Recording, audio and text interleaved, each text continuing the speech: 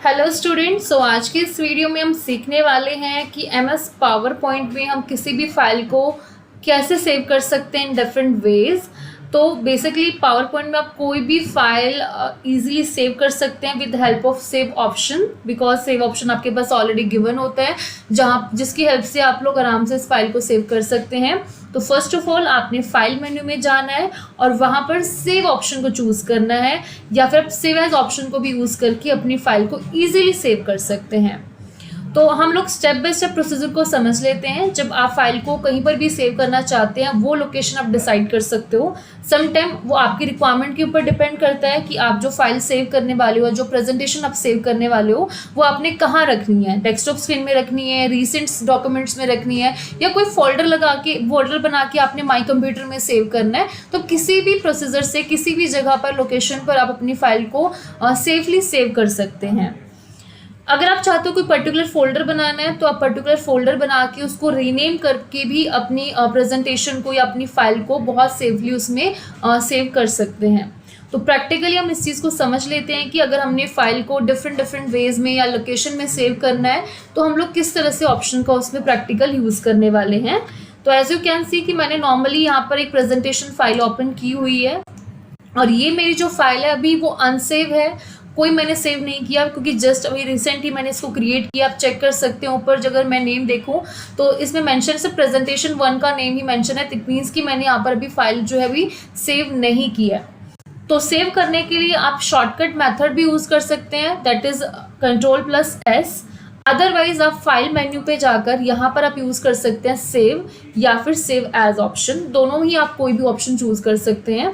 तो मैं directly save option पे यहाँ पर मैं क्लिक करने वाली हूँ और यहाँ पर आप देख सकते हैं कि आपके पास डिफरेंट लोकेशन गिवन है कि आप जो फाइल सेव करने वाले हो वो आपने कहाँ पर सेव करनी है। अपने रिक्वायरमेंट के अकॉर्डिंग आप डिसाइड कर सकते हो। तो सिंपली पहले हम इस फाइल को एक बार डेस्कटॉप पे सेव करना सीख लेते हैं एंड फिर उसके बाद हम कंप्यूटर्स पे फोल्डर बना के भी इस फाइल को सेव करना सीखते हैं। तो जैसे मैं डेस्कटॉप पे क्लिक कर रही हूँ, यहाँ पे हम डेस्कटॉप डिसाइड कर सकते हैं एंड डेस्कटॉप पे आप अपनी, जैसे मान लो मैं चाह रही हूँ कि कंप्यूटर टिप्स के नेम से मुझे इस फाइल को सेव करना है। If you want to change your name, file का नेम अगर आपने चेंज करना है आप चेंज भी कर सकते हो, बट आई डोंट वांट कि फाइल का नेम चेंज करना हो। सो मैं डायरेक्टली कंप्यूटर टिप्स के नेम से इस फाइल को सेव कर रही हूँ। दस कंप्यूटर टिप्स ऑलरेडी नेम दिया हुआ है एंड आपने यहाँ पर जस्ट क्लिक करना है सेव पर। नाउ जैसे आप स्क्रीन पे बैक आएंगे तो आप नोटिस करेंगे कि ऊपर अब आपकी फाइल का नाम जो मॉडिफाई हो चुका है, चेंज हो चुका है, क्योंकि मैंने इस फाइल को इस पर्टिकुलर कंप्यूटर टिप्स के नेम से जो है वो सेव किया हुआ है।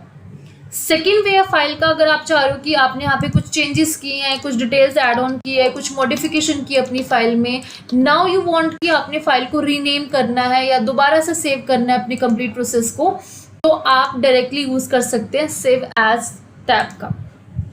सेव एज पे जैसे क्लिक करेंगे तो आपके पास सेम फॉर्मेट आपके पास फिर से आ गया है।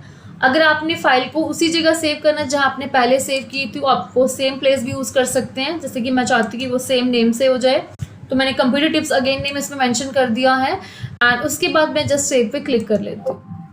अब आपसे नोटिफिकेशन इसमें आ रही होगी, do you want to replace it, because computer tips जो फाइल है वो ऑलरेडी एग्जिस्ट है क्योंकि हमने ऑलरेडी इस नेम से सेव किया था। तो yes I want to replace, that's why I want to click on yes, because मुझे इसी फाइल पे ही, इसी फाइल नेम पे इस फाइल को सेव करना है, इसलिए मैंने येस पे क्लिक कर दिया। यानी कि अब ये आपकी फाइल जो होगी है चेंजेस होने के बाद रिसेव हो गई है। तो ये था सिंपल मैथड जहाँ से हमने सिंपली फाइल को सेव करना सीखा। नेक्स्ट अगर हम सीखना चाह रहे हैं कि अगर मैं मान लो इस फाइल को जो प्रेजेंटेशन फाइल में सेव हो रही है, आई वांट कि पीपीटी फॉर्म में सेव हो जाए, है ना, पीपीटी में ऑलरेडी सेव हो रहा है, आई वांट पीडीएफ फॉर्म में कन्वर्ट होकर सेव हो जाए या जेपीजीज में सेव हो जाए, तो किस मोड में आपने सेव करना है। तो इस तरह का फॉर्मेट भी आप इजीली सेट कर सकते हैं with help of save as और सेव ऑप्शन।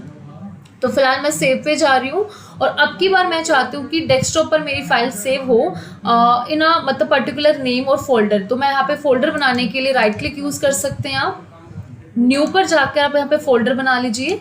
तो सपोज मैंने यहाँ पर ABC किसी भी नेम से एक फोल्डर डिसाइड कर लिया एंड डबल टैप क्लिक करेंगे इस फोल्डर पे, नेम पे, और यहाँ पर अपनी फाइल का नाम आप चेंज कर सकते हैं। जैसे मैंने यहाँ पे सिंपली पीपीटी की नेम से एक फाइल दे दी और सेव एज टाइप का ऑप्शन आपको दिख रहा होगा। जब हम इसके ड्रॉप डाउन एरो पे क्लिक करेंगे तो यहाँ पे टाइप्स है कि आप जो प्रेजेंटेशन सेव करने वाले हो वो आपने किस टाइप में सेव करनी है।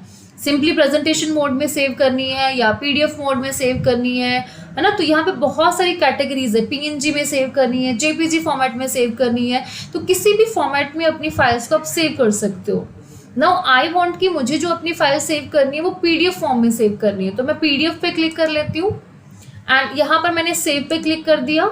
और अब इससे हुआ क्या, जो मेरी फाइल है वो अब देख सकते हैं कि एक पीडीएफ फॉर्म में सेव हो गया। तो इसके जो भी पेजेस आपको दिख रहे होंगे एज अ पीडीएफ फॉर्म में आपको पेपर जो है वो विजिबल हो रहा होगा। यानी कि पहले हमारी जो फाइल नॉर्मल फॉर्म में सेव हो रही थी, अब वो एक पीपीटी फॉर्म में सेव होकर हमें जो है वो प्रेजेंट कर रही है।